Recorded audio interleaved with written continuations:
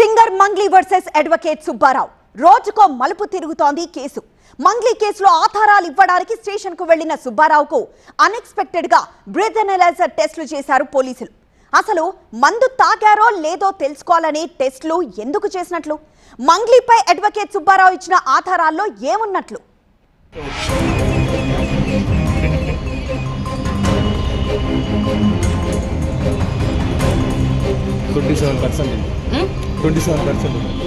Breath analyser టెస్ట్లో advocate సుబ్బారావుకు positive వచ్చిందని పోలీసులు చాలా క్లియర్గా చెప్తున్నారు. అసలు విషయం ఇందాక ఎందుకు వచ్చిందంటే మంగ్లీ కారణంగా దాదాపు 150 మంది సుమారు 200 కోట్ల రూపాయల వరకు గోకుల నందన ఇన్ఫ్రా ఇండియా కంపెనీలో పెట్టుబడి పెట్టి నష్టపోయారని ఆరోపిస్తున్నారు అడ్వకేట్ సుబ్బారావు.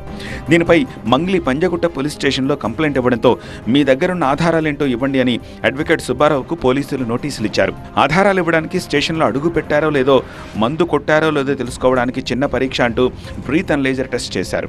అందులో పాజిటివ్ వచ్చింది. మంగ్లీపై ఆరోపణలు, స్కామ్ అంతా పక్కకు పోయి ఇది హైలైట్ అయ్యింది.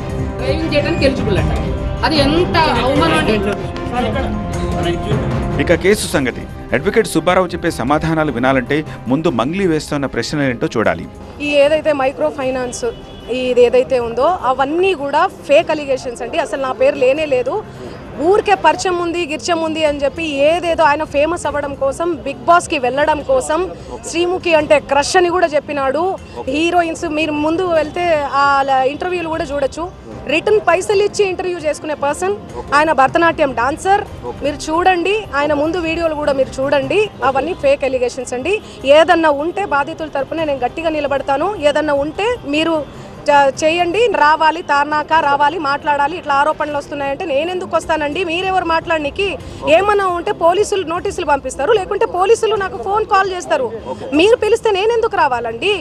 ఎవరు మీరు అసలు అని చెప్పిన దానికి మనసులో పెట్టుకొని గ్రడ్జ్ పెట్టుకొని ఆయన మీడియా ముందు నన్ను బ్లాక్మెయిల్ చేయడానికి, నన్ను డిఫేమ్ చేయడానికి చాలా రకాలుగా అన్ని పోలీస్ స్టేషన్లు, మీడియాలు అన్నీ తిరిగి ఆయన ఫేమ్ అవ్వడం కోసం, బిగ్ బాస్కి వెళ్ళడం కోసం కేవలం. మీ దగ్గర ఎలాంటి ఆధారాలు ఉన్నాయి? నా దగ్గర ఆవిడ ఫోన్ చేసిన ఫోన్ కాల్స్ ఉన్నాయి, ఆవిడ నాకు సారీ చెప్పినవి ఉన్నాయి. ఇదంతా ఏంటంటే ఆవిడకి సంబంధించిన అన్ని ప్రూఫ్స్ ఉన్నాయి. ఇప్పుడు మీరు మెయిన్ విట్నెస్ని కూడా తీసుకొచ్చా, ఎవరైతే బాధితులు ఉన్నారో వాళ్ళని కూడా తీసుకొచ్చా. ఇదేంటంటే కేసును పక్కదోవ పట్టించడానికి ఇలాంటి దగ్గర ఉన్న ఆధారాలు ఒకసారి చూపెడతారా? ఫోన్ చేసినటువంటి కాల్స్ లిస్ట్, ఓన్లీ కాల్ చేసి మీ దగ్గర ఆమె సారీ చెప్పి ఆవిడ నాకు సారీ చెప్పింది. ఒక మ్యూజిక్ డైరెక్టర్ ద్వారా ఆయనకు సారీ చెప్పానని చెప్పండి అని నేను ఫోన్ ఎత్తపోయేసరికి చూడండి, నేను మీకు అన్ని ఆధారాలు ఇస్తాను. సారీ చెప్పానని చెప్పండి, తర్వాత నా మాట తీరేలా ఉంటుంది అని చెప్పేసి ఇక్కడ మంగ్లీ నాకు సారీ చెప్పి చూడండి, మంగ్లీ నాకు సారీ చెప్పినవి, నాకు ఫోన్ కాల్స్ చేసినవి ఇగో చూడండి, ఫార్వర్డ్ చేసినవి చూడండి, ఫార్వర్డ్. డబ్బులు ఎక్స్పెక్ట్ చేసిండు. 10 lakhs అడిగిండండి. వీడియోలన్నీ యూట్యూబ్లో నుంచి మేము రిమూవ్ చేస్తాము వీడియోలు, మరి డబ్బులు మాకు కావాలి 10 lakhs అని చెప్పి డిమాండ్ చేసిండు. నేను ఎందుకు ఇస్తాను? మీరే ఆమెను డబ్బులు డిమాండ్ చేశారు, 10 లక్షలు డిమాండ్ చేశారు అనేది మీకు సంబంధించినట్టు ఎవిడెన్స్ నేను పంజగుట్ట పోలీసులకు ఇవ్వమనండి. ఒక్క ఆధారం ప్రెస్కి ఎందుకు ఇవ్వలేదు? మరి ప్రెస్కి ఎందుకు ఇవ్వలేదు? ప్రెస్కి కూడా ఇవ్వాలి కదా. ఇప్పుడు నేను అన్ని వీడియోలు, అన్ని ఫోటోలు ఇచ్చా, మరి ఒక్క వీడియో అయినా సరే నాకు అగేన్స్ట్గా ఆమెను అడిగినట్టు, కనీసం నేను ఆవిడకు ఫోన్ చేసినట్టు ఒక్క ఆధారం చూపించమనండి. అయితే ఈ కేసు నుంచి నన్ను తీసేయండి. మీరైతే ఏదైతే నా గురించి మీడియాలో మాట్లాడారో ఆ వీడియోలన్నీ డిలీట్ చేయించేసేయండి. మీకు అంటే మామూలుగా దీనికి నేను మీకు తగిన ఏమంటారు దాన్ని, మీకు ఏం కావాలంటే నేను అది చేస్తాను. అంటే డబ్బులు ప్రూఫంగా వాళ్ళ అడ్వకేట్ సార్తో మీకు అతనికి ఏం కావాలో అడగమనండి, డబ్బులు ఎంత కావాలో అని చెప్పేసి చేసింది. ఇప్పుడు మంగ్లీ ఏదైతే నార్సింగి పిఎస్లో కంప్లైంట్ పెట్టారో ఆ కంప్లైంట్ ఎందుకని ఆధారాలు ఇంతవరకు సీఏ గారికి ఇవ్వలేదు? మీరు చూస్తే నిన్న ప్రధాన పత్రికల్లో వచ్చింది, ఆధారాలు అడిగితే ఇప్పటి వరకు ఇవ్వలేదని అన్నారు. ఎందుకంటే ఆవిడ దగ్గర ఏ ఆధారం లేదు. అంటే ఆవిడ వచ్చేసి చెప్పేసి నేను బంజారా ఆడబిడ్డని అని చెప్పేసి ఏడ్చేస్తే తీజ్ ఫెస్టివల్కి రావాలి, బంజారా ఫెస్టివల్, సేవాలాల్ ఫెస్టివల్కి రావాలని చెప్పి అప్రోచ్ అయితే నేను వస్తానులే అమ్మా, నేను ఈ మధ్య కొంచెం తీజ్ ఫెస్టివల్ ఇవన్నీ వెళ్తున్నాను, కానీ ఓకే ఎక్కువ వెళ్ళట్లేదు అని కూడా చెప్పినా. నేను ఏదో ఒకటి చెప్పిన, చిన్న పిల్లలు వాళ్ళు, నాకు తెలియదు కదా వాళ్ళు ఫ్రాడ్స్ అని చెప్పి. సో ఆ ప్రోగ్రామ్కి వెళ్ళిన తర్వాత ఫోన్ చేసడానికని వెళ్ళినానండి. అభిమానులు అండి పిలుస్తారు, పోతాము. పోయినంత మాత్రాన అయిపోతుందా? అభిమానులు పిలిచినంత పోయినంత మాత్రాన అయిపోతుందా?